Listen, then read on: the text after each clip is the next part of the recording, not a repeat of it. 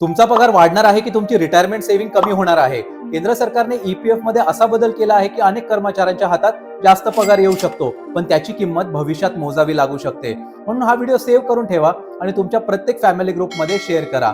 आतापर्यंत अनेक कंपन्यांमध्ये बेसिक सॅलरीच्या 12% रक्कम ईपीएफ मध्ये जात होती, पण नवीन नियमानुसार कंपनीसाठी मॅन्डेटरी कॉन्ट्रीब्युशन फक्त 15,000च्या 12% पर्यंत म्हणजे 1,800 रुपये राहू शकते. समजा तुमची बेसिक सॅलरी 30,000 आहे, पूर्वी 3600 रुपये ईपीएफ मध्ये जात असतील, तर आता काही ठिकाणी ते 1,800 पर्यंत मर्यादित राहू शकतात. म्हणजे हातात दर महिन्याला जास्त सॅलरी येऊ शकते.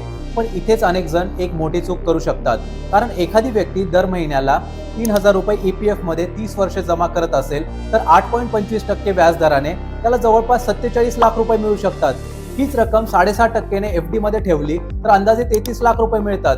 म्हणजे फक्त इंटरेस्ट रेट मधल्या फरकामुळे जवळपास 14 लाखांचा फरक आणि ईपीएफ मधील टॅक्स फ्री कंपाऊंडिंगचा फायदा वेगळाच. म्हणून हातात येणारा वाढीव पगार हा फायदा आहे की रिटायरमेंट कॉर्पस कमी होणं हा तोटा, हे समजून घेणं खूप महत्वाचं आहे.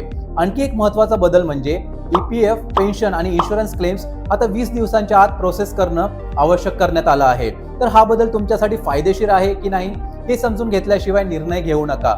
या नव्या ईपीएफ रूल्स मध्ये अजून काही महत्वाचे बदल आहेत. त्याची पीडीएफ हवी असेल तर पीएफ असं कमेंट करा आणि फॉलो करा व्यापारी मित्र रोहितला बिझनेस आणि फायनान्स कॉन्टेंटसाठी.